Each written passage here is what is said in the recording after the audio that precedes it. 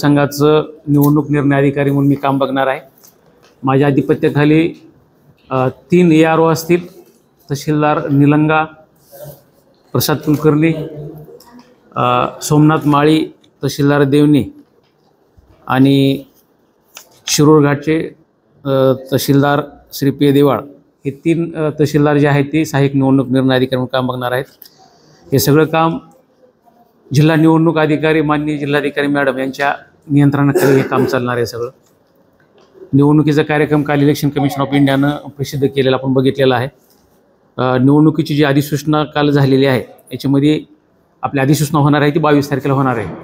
जो कालावधी आहे नामनिर्देशन पत्र भरण्याचा 22 ते 29 ऑक्टोबर असेल। नामनिर्देशन पत्राची छाननी जी आहे ती 30 ऑक्टोबर असेल। उमेदवारी अर्ज मागे घेण्याचा जे अंतिम दिनांक आहे ती 4/11/2024 असेल। त्यानंतर जर उमेदवार एकापेक्षा जास्त राहत असतील तर प्रत्यक्ष मतदानाचा दिनांक हा 20 नोव्हेंबरला असणार आहे आणि मतमोजणीचा दिनांक हा 23 नोव्हेंबरला असेल। अशा प्रकारे निवडणुकीची प्रक्रिया पूर्ण करण्याचा दिनांक शेवटचा हा 25/11/2024 असणार आहे। टोटल आपल्या निलंगा मतदारसंघाची जर आपण आकडेवारी बघितली तर एकूण मतदारसंख्या ही आपल्याकडं 3,30,537 असेल। त्यामध्ये सैनिक मतदार जर 398 कन्सिडर केले तर एकूण मतदाराची संख्या आपल्याकडं 3,30,935 असणार आहे। आणि आता ही एक निरंतर प्रक्रिया आपली मतदार यादीतली चालू आहे, जी की आपली नामनिर्देशन पत्र भरण्याच्या शेवटचा जो दिनांक आहे त्याच्या पूर्वी 10 दिवसापर्यंतची जी नंबर 6 असतील ते जर पात्र असतील तर ते आपण इन्क्लुजनचं काम करणार आहोत। म्हणजे भविष्यामध्ये जी आपली लास्ट तारीख ऑफ नॉमिनेशन पेपर 29 आहे तर 19 ऑक्टोबरपर्यंत जे 6 नंबरचे फॉर्म असतील ते जर पात्र असतील तर ते पात्र फॉर्मसुद्धा ॲड होतील। अशा प्रकारचे तेवढेच फक्त आपले ॲडिशनचं त्याच्यामध्ये काम शिल्लक राहिलेलं असेल। त्याच्यामुळं कदाचित ही संख्या आपली भविष्यामध्ये 3,30,000 ते 935 आहे त्याच्यामध्ये बदल झालेला दिसेल आपल्याला काही। यामध्ये युवा मतदार आहेत आणि 85+ जे मतदार आहेत आणि दिव्यांग मतदार आहेत। याची संख्या जर बघितली आपल्याकडे तर 18 ते 19 वयोगटातील संख्या जी आहे ती 7,637 आहे। 85+ वयोगटातील जी संख्या आहे 6,221 आहे, 7,637। 18 ते 19 म्हणजे युवा मतदार जो आहे आपल्या मतदार यादीतला त्याची संख्या आहे ती 85+ जे मतदार आहेत आपले 6,221 आहेत आणि दिव्यांग मतदार हे आहे ते 2,850 आहेत। तर आपण जे पाठीमागच्या इलेक्शनपासून बघितलं आहे की होम वोटिंगचा जे प्रकार आहे पोस्टल बॅलेटचा तिची सुविधा उपलब्ध करून दिलेली इलेक्शन कमिशन ऑफ इंडियानं, त्याच्या बाबतीमध्ये हे 85+ आणि दिव्यांग वोटर आहेत। गेल्या वेळेस आपल्याला आपण जिल्ह्यामध्ये सर्वात जास्ती मतदारसंघामध्ये आपल्याकडंच होम वोटिंगची संख्या जास्ती होती आणि यावेळेस सुद्धा ती संख्या आपली जास्ती असणार आहे। याच्यामध्ये 12D नावाचा जो फॉर्म आहे तो फॉर्म आपल्याला भरावा लागेल त्या मतदारांना ज्यांना असं वाटतं की मी मतदान केंद्रापर्यंत पोहोचू शकत नाही आणि अशा मतदारासाठी ही सुविधा या ठिकाणी दिलेली आहे। आणि जे दिव्यांग वोटर जरी 2,850 असतील या ठिकाणी तरी दिव्यांग वोटर मार्क केलेले आपण 2,850 आहेत, परंतु याच्यामध्ये जे 40% जास्ती अपंगत्व असलेले आहेत त्याच मतदाराला ही सुविधा आहे। बाकी सगळ्या मतदाराला याच्यामध्ये ही सुविधा वापरता येणार नाही। नाही 85+ मध्ये टोटल मतदान केंद्राची संख्या 345+2 म्हणजे आपण लोकसभेला 345 मतदारसंख्या होते, त्याच्यात फक्त 2 मतदान केंद्र वाढलेले आहेत। ते सुद्धा जे आपल्याला सुसूत्रीकरण मतदान केंद्राचं केलेलं आहे तर त्या ठिकाणी 2 मतदान केंद्र आपल्याकडे 1500च्या पुढं संख्या जात असल्यामुळं त्या ठिकाणी फोड झालेले आहे। सांगतो मी पुढे डिटेल दिलेलं आहे पण त्याच्यामध्ये तर त्याचं पण डिटेल मी तुम्हाला प्रोव्हाइड करतो।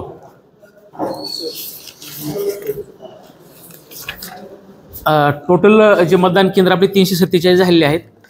यामध्ये विविध प्रकारचे जे स्पेसिफाईड मतदान केंद्र आपण बनवलेले असतात की जे आदर्श मतदान केंद्र असेल किंवा दिव्यांगासाठीचं मतदान केंद्र असेल किंवा प्रदानशील मतदान केंद्र असतील तर हे एक वेगळ्या पद्धतीचे मतदान केंद्र आपण प्रत्येकच बनवतो। यावेळेस आपण जवळजवळ 13 मतदान केंद्र आपण प्रदानशील मतदान केंद्र म्हणून आपण हे करणार आहोत। या ठिकाणी प्रदानशील मतदान केंद्रामध्ये एक सुविधा आपण ॲडिशनल महिला कर्मचारी आपण त्या ठिकाणी ओळख पटवण्यासाठी देत असतो। त्यामुळे अशा 13 मतदान केंद्राचे आपण या ठिकाणी डिटेल्स आपण या ठिकाणी दिलेले आहेत। दुसरा आहे तुम्हाला सगळे प्रोव्हाइड देतो, आता ते आलेलं नाही तुमच्याकडे, तुम्हाला त्याची कॉपी देतो तुम्हाला मी डिटेल्स। जे मतदान केंद्राचं विभाजन आपण पाठीमागे लोकसभा इलेक्शन झाल्यानंतर केलेलं आहे त्याचं पण डिटेल्स मी सगळ्यांना प्रोव्हाइड करतो. काही जणांकडे आलेलं आहे, ते ज्यांच्याकडे आलेलं नाही त्यांना त्याची कॉपी झेरॉक्स सांगून देतो. लाईट नसल्यामुळे राहिलं होतं ते. तर असे 12 मतदान केंद्र आहेत, जे की निलंगा शहरामध्ये आपण 4 मतदान केंद्रामध्ये हे केलेलं आहे, आपण वाढ केलेली. वाढ म्हणजे आपण बायफर्केशन शफल केलेले आहेत आपण त्याच्यामध्ये. टोटल आपले असे ह्या मतदारसंघामध्ये 1350पेक्षा जास्त वोटर असल्यामुळे हे विभाजन केलेलं होतं आपण. तर असे 12 मतदान केंद्र केलेले आहेत. या ठिकाणी दुसरं एक आपण असं आपल्याला पाठीमागच्या सुस्थितीकामध्ये केलेलं होतं की जर समजा एकाच शाळेमध्ये 3 मतदान केंद्र असतील आणि एकाच मतदान केंद्रामध्ये जर समजा जास्ती संख्या होती आणि दुसऱ्या 2 मतदान केंद्रामध्ये कमी संख्या होती, तर गेल्या वेळेस अनुभव असा आला की त्या 2 मतदान केंद्रामध्ये कमी संख्या असल्यामुळे तिथं लाईन लागली नाही मतदारांची. पण जिथं जास्त मतदान केंद्र होतं ते एकाच मतदान केंद्रावर लाईन लागली समजा. तर यावेळेस आपण त्याचं सुसूत्रीकरण असं केलं आहे की एकाच बिल्डिंगमध्ये जर 3 मतदान केंद्र असतील आणि एकाच मतदान केंद्रावर जास्त वोटर असतील तर ते वोटर डिवाइड करून आपण समान पद्धतीने त्या 3 मतदान केंद्रावर केले, जेणेकरून 3 ठिकाणी मतदानाची प्रक्रिया ही एकाच टायमाला पार पडेल आणि एकाच मतदान केंद्रावर लाईन लागणार नाही. आणि मतदान केंद्र संपल्यानंतर मग आपल्याला 3 मतदान केंद्र आपल्या तिथून घेणे सोपं जाईल. अशा प्रकारे आपण या मतदान संघामध्ये 12 मतदान केंद्राच्या बाबतीत सुसूत्रीकरण केलेलं आहे. असं त्यानंतर काही ठिकाणामध्ये बदल केलेले आहेत. जे जुने मतदान केंद्राचं ठिकाण होतं तर त्याच शाळेमध्ये किंवा त्याच्या बाजूला जी काही बिल्डिंग असेल त्याची रूम जर समजा खराब झाली असेल, पाणी गळती होत असेल, त्याला दरवाजे नसतील, खिडक्या नसतील, असे जिथं आपल्याला आढळून आलं तर ते मतदान केंद्र आपण त्या ठिकाणी बदल केलेले आहेत. असे 10 मतदान केंद्र आहेत. त्याचं पण डिटेल्स मी तुम्हाला देतो. देवणीमधले जास्ती आहेत, 1 2 3 4 5 6 आहेत आणि 4 आपले निलंग्यामधले आहेत. अशा प्रकारचे हे 10 मतदान केंद्र आहेत, ज्याचं प्रस्तावित ठिकाण या ठिकाणी मुद्दाम दिलेलं आहे. आणि जाणीवपूर्वकरित्या मी तुम्हाला प्रेसमध्ये सांगू इच्छितो की हे मतदान केंद्राची जास्तीत जास्त लोकांना माहिती व्हावी यासाठी मी तुम्हाला हे डिटेल्स मुद्दाम प्रोव्हाइड करतो. की जर तुमच्या माध्यमातून गेलं तर की हे अशा प्रकारचं मतदान केंद्र चेंज झालेलं आहे तर मग स्थानिक जे मतदार आहेत तिथले तर त्यांना आतापासूनच ह्या गोष्टीची माहिती होईल आणि आपल्याला जी मतदानाच्या दिवशीची त्या लोकांची जी अडचण आहे ती अडचण होणार नाही. तर त्यामुळे ही पण माहिती मी तुम्हाला डिटेलमध्ये देतो तुमच्यासोबत. मॉडिफिकेशन ऑफ पोलिंग स्टेशन जे आहेत ते परत आपले 2 केलेले आहेत, ज्यामध्ये देवणी बुद्रुकचं एक आहे आणि सोनखेडचं. मी तुम्हाला 345 साठी 2 सांगितले होते वाढलेले, ते एक देवणी बुद्रुकचं आहे जे 82 नंबरचं मतदान केंद्र होतं त्याची फोड आपण केलेली आहे. आणि नवीन मतदान केंद्र आपण तिथं तयार केलं होतं 83 नंबरचं. 82 आणि 83 झाला आणि त्याच्यानंतरचे जुने मतदान केंद्राचा नंबर होता तर तो पुढं सरकला 1 आणि असं कुठपर्यंत झालं तर 343 जे मतदान केंद्र सोनखेडचं होतं आपलं तर त्याची पण फोड झाल्यामुळं 343च्या मतदान केंद्राचं पुन्हा तिथून परत 2 वाढलं आपलं. तर 346 आणि 347 ह्या मतदान केंद्राला 2 वाढ झालेली आहे. तर हे अशा 2 मतदान केंद्र आपले नवीन वाढ झालेले आहेत. 343च्या पुढं 2 बदल झालेला आहे. आता यासोबतच जे महिला, युवक, दिव्यांग मतदान केंद्र जे आहेत त्याची पण माहिती मी तुम्हाला या ठिकाणी दिलेली आहे. जे महिलांचं मतदान केंद्र आहे तर त्या महिलांच्या मतदान केंद्रावर स्पेसिफिकली सर्व स्टाफ आमचा महिला असेल, म्हणजे पूर्ण पोलिंग कर्मचारी ते महिला असतील. त्या ठिकाणी असलेले जे सिक्युरिटीचं फोर्स वगैरे असेल तर पोलीस कर्मचारीसुद्धा महिला असतील, जेणेकरून ते पूर्ण मतदान केंद्र ही महिला चालवतील. असं आम्ही 3 ठिकाणी प्रस्तावित केलेले आहेत आता, की शिरूरला एक, देवणीला एक आणि प्रॉपर निलंग्यामध्ये. हे शहराच्या ठिकाणी असावेत. शिरूर-आनंदपाळ आपला त्याचं कारण असं आहे की शहराच्या ठिकाणी असतील तर मग ज्या सुविधा आहेत त्या ठिकाणी महिलांसाठीच्या सगळ्या शौचालय असेल तर त्या सगळ्या सुविधा त्या ठिकाणी उपलब्ध आहेत. अशा प्रकारचे 3 मतदान केंद्र आपण त्या ठिकाणी प्रस्तावित केलेले आहेत. निवडणूक खर्च आणि अनामत रक्कमेच्या बाबतीत जी मर्यादा आहे ती उमेदवारासाठीची जी मर्यादा आहे ती मतदारसंघासाठी 40 लाख रुपयाची मर्यादा आहे. म्हणजे सर्व प्रकारचा खर्च त्यांचा 40 लाख रुपये व्हावा अशा प्रकारची ही मर्यादा आहे. आपल्याकडं हा मतदारसंघ हा अराखीव असल्याकारणाने या ठिकाणी अनामत रक्कम जी आहे ती 10,000 रुपये आहे. परंतु ह्या जर अराखीव पदावर जर कुणी अनुसूचित जाती किंवा अनुसूचित जमातीमधला जर एखादा उमेदवार ज्यांच्याकडे कास्ट सर्टिफिकेट आहे असं जर नॉमिनेशन पत्र भरत असेल तर त्यांच्यासाठी याच्यामध्ये 5,000 रुपयासाठी तरतूद आहे. वाहन व सभा आणि इतर जे परवाने आहेत त्याच्यासाठी 1 विंडो सिस्टीम आपण तयार केलेली आहे. दी 1 विंडो आपली लोकसभेप्रमाणेच आपली जी HD ऑफिस आहे त्या HD ऑफिसमध्ये ती कार्यरत असेल. या ठिकाणी जे उमेदवार आहेत किंवा त्यांचे प्रतिनिधी आहेत ज्यांना ह्या परवाना लागतील त्यांनी त्यांचं ॲप्लिकेशन साधं जर आम्हाला दिलं तर बाकीच्या सगळ्या NOC उपलब्ध करून देण्याची जबाबदारी आमच्या त्या वन सिस्टीमची असेल। त्या ठिकाणी प्रत्येक विभागाचा एक कर्मचारी उपलब्ध असेल, तो त्या सगळ्या लागणाऱ्या ज्या काही त्याच्या NOC आहेत तो NOC स्वतः प्राप्त करून घेईल आणि सुलभ पद्धतीनं आम्ही त्या परवाने देण्याची तरतूद केलेली आहे। या ठिकाणी ग्राउंड्स असतील किंवा रॅलीज असतील तर जे फर्स्ट कम फर्स्ट आउट जी मागणी करतील अगोदर त्यांना ती मिळून जाईल। पण ह्याचा अर्थ असा नाही की आपण आजच सगळ्या गोष्टीची मागणी करून ठेवायची, तर ती मागणी ही असली पाहिजे की थोडक्यात व्यावहारिक असली पाहिजे। समजा आपली 2 दिवसानंतर सभा आहे आणि आज आपण मागणी केली असेल तर कुणी जर समजा असं म्हणत असेल की नाही मी 10 दिवसापूर्वी मागणी करत आहे जाणीवपूर्वकपणे, तर तसं आपल्याला करता येणार नाही। आपल्याचा उद्देश असा आहे की बाबा सगळ्या राजकीय पक्ष आणि सगळे जे इंडिपेंडेंट कॅन्डिडेट आहेत सगळ्यांना जी लेवल फील्ड आपली जी आहे ती इक्वली उपलब्ध करून द्यायची आपल्याला, म्हणजे सगळ्यासाठी समान न्याय असं त्या ठिकाणी आपण उपलब्ध करून देणार आहोत। जवळजवळ 29 नोडल अधिकारी मी या ठिकाणी तयार केलेले आहेत। त्याचे वेगवेगळे कक्ष तयार करण्यात आलेले आहेत। जी साहित्याचा कक्ष असेल, UM चा कक्ष असेल, SST FSTचा कक्ष असेल, अशा प्रकारचे जवळजवळ 29 कक्ष आम्ही तयार केले आहेत आणि 29 कक्षला मिनिममली क्लास 2चा अधिकारी आम्ही या ठिकाणी दिलेला आहे। तुम्हाला सुद्धा संपर्क करण्यासाठी आम्ही तुम्हाला ती लिस्ट देतो, जेणेकरून तुम्हाला जर काही माहिती पाहिजे असेल तर ती माहिती आम्हाला प्रोव्हाइड करता येईल। मीडिया कक्ष खास करून आम्ही स्वतः तहसीलदार निलंगा हे त्याचं करतील, नियंत्रण करतील, म्हणजे जी काही अधिकृत माहिती मीडियाला दिली जाईल ती तहसीलदार निलंगा यांच्या मार्फत दिली जाईल। आपण सुद्धा दुसऱ्या मार्फत माहिती जर कोणी घेत असेल तर ती माहिती अधिकृत समजली जाणार नाही, जेणेकरून समजा काही चुकीची माहिती जर आपण चुकीच्या बेसवर कोणी बाहेर देत असेल आणि ती जर आपल्या माध्यमातून बाहेर गेली असेल तर ती एखाद्या दिवस कधी कधी काय होऊ शकते की त्या चुकीच्या माहितीच्या आधारे काहीतरी फेक सिस्टीम बाहेर तयार होऊ शकते। तर माझी तुम्हाला सगळ्याला विनंती असेल की जी काय अधिकृत माहिती आमची तहसीलदार निलंगा देतील ती माहिती आपण बाहेर प्रसिद्धी करायला अडचण नाही, पण जर तुम्हाला बाहेर कुठल्या माध्यमातून माहिती मिळत असेल तर कृपया आमची तुम्हाला विनंती असेल की ती आमच्याशी खात्री करावी अगोदर की साहेब ही माहिती अशी भेटलेली आहे तर ती आम्ही छापावी कसं। जर माहिती आमच्या रिसर्च माध्यमातून भेटत असेल तर आपण ती छापावी काही अडचण नाही। क्षेत्रीय अधिकारी जवळजवळ आपण 40 क्षेत्र आपण तयार केले आहेत। लोकसभेला सुद्धा 40 क्षेत्र होते, 40 रूट राहतील, त्यासाठी 40 झोनल अधिकाऱ्यांची आपण नियुक्ती या ठिकाणी केलेली आहे। दुसरा फ्लाइंग स्क्वॉड जे आहेत आपले ते फ्लाइंग स्क्वॉड आपण 3 तयार केलेले आहेत। ते 3 फ्लाइंग स्क्वॉड आपली 24 तास ॲक्टिव्ह असतील। SST जे आहेत, जे स्टॅटिक पथक आहे ते आपले 3 ठिकाणी असणार आहे।